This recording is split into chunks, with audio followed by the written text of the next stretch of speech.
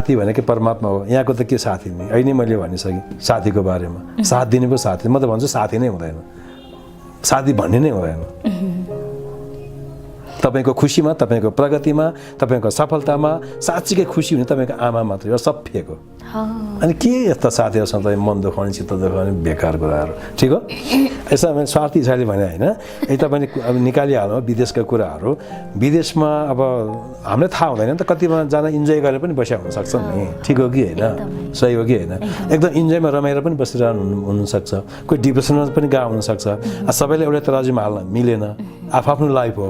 अब मैले यति चाहिँ भन्छु, त्यहाँ विदेशमा गइसकेपछि हजुरले आफ्नो कामलाई ध्यान दिनु पऱ्यो, त्यहाँ गएर इन्जोयमा फस्नु भएन कि। अधिकांश मान्छे इन्जोयमा फसेर चाहिँ दुःख पाउँछन् क्या। त्यहाँ इन्जोय के हो, टेम्पोररी हो। टेम्पोररी प्लेजरमा फसेर पर्मानेन्ट पेन पाउने काम त राम्रो होइन नि त, राइट। त्यसैले उहाँहरूलाई मेरो एउटै अनुरोध छ, सक्नुहुन्छ भने ध्यान सिक्नु, अनलाइनमा सिक्नु। अहिले त कतिले सिक्नु पनि भएको छ। अनि जीवन बुझ्नु, पैसा मात्रै कमाएर हुँदैन। नो योर लाइफ बुझ्नै पर्छ। कर्म त आफ्नो ठाउँमा छ होइन।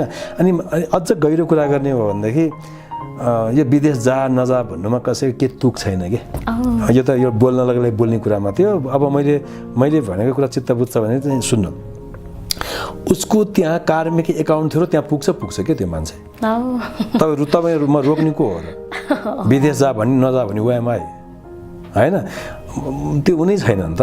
उसको त्यहाँ जुनै पनि मान्छे त्यहाँ किन पुग्छ, कुनै ठाउँमा किन पुग्छ, त्यहाँ उसको कार्मिक एकाउन्ट बाँकी छ र पुगेको छ क्या त्यो त्यहाँ।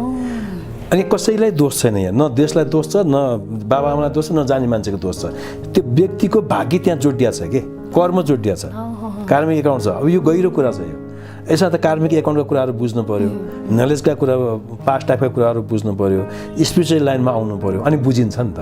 यत्तिकै अहिले मैले सर्फेस लेभलमा भन्दा बुझ्न गाह्रो छ होइन। समाजले त सर्फेस लेभलमा बुझिदिन्छ, समाजलाई त यस नोमा एन्सर चाहिएको हुन्छ, राइट। यस नोमा एन्सर दिन सकिँदैन।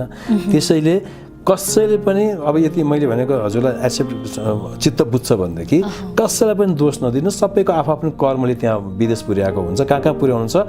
को त्यो मान्छेसँग भेट्नु छ, त्यहाँको हिसाब किताबले चुक्ता गर्नु पऱ्यो नि त्यो मान्छेले।